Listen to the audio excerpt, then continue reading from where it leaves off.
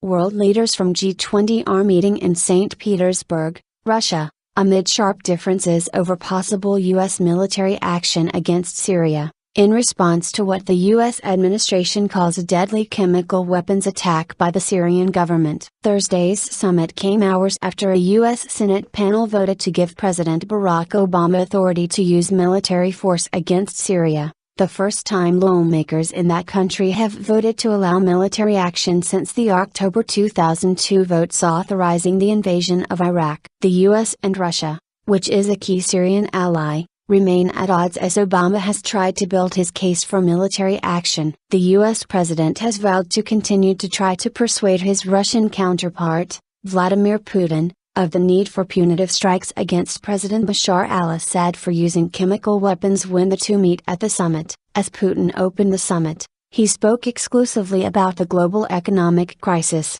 which forms the primary agenda of the summit, stressing the need for coordinated international policy making in order to combat continuing volatility in economic markets. He suggested that world leaders discuss the subject of Syria during an official dinner on Thursday night, so as not to take away from the summit's primary economic agenda. Carry a liar. Earlier, Putin had again questioned Western evidence justifying a military strike against Syria, accusing U.S. Secretary of State John Kerry outright of lying when, in urging Congress to approve strikes, he played down the role of al-Qaeda in the rebel forces. Al-Qaeda units are the main military echelon, and they know this, Putin said. He is lying and knows he is lying. It's sad. Putin said that the U.S. congressional approval without a UN Security Council resolution would be an act of aggression. He also told the Associated Press this week that he does not exclude supporting UN action, if it is proven that the Syrian government used poison gas on its own people. Obama had previously stated that he was prepared to bypass the UN Security Council on the issue,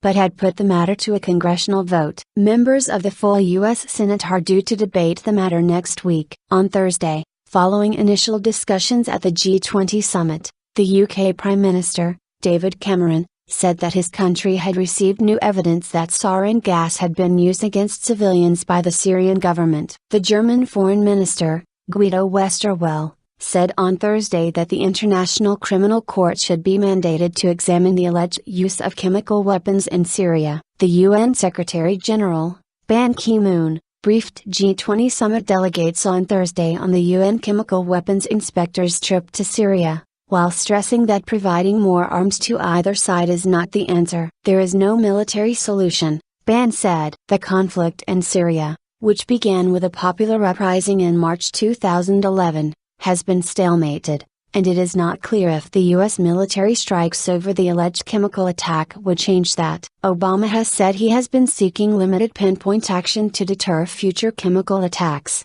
not regime change. Economic and nuclear risks. Meanwhile, China warned other world powers of global economic risks following potential U.S. strikes. Speaking in St. Petersburg ahead of the G20 summit on Thursday, Chinese Vice Finance Minister Zhu Guangyi said such military action would definitely have a negative impact on the global economy, especially on the oil price. He urged a negotiated UN solution to the standoff over allegations that Syria's government used chemical weapons against its own people. Russia has also issued a warning that U.S. strikes on Syria's atomic facilities might result in a nuclear catastrophe and is urging the UN to present a risk analysis of such a scenario. The issue will be brought up at a meeting of the 35-nation IAEA board next week, the Interfax news agency reported. Little international support. Obama has been lobbying for international and domestic support for punishing Assad's regime, which the U.S. says fired rockets loaded with the nerve agent sarin on rebel-held areas near Damascus before dawn on August 21,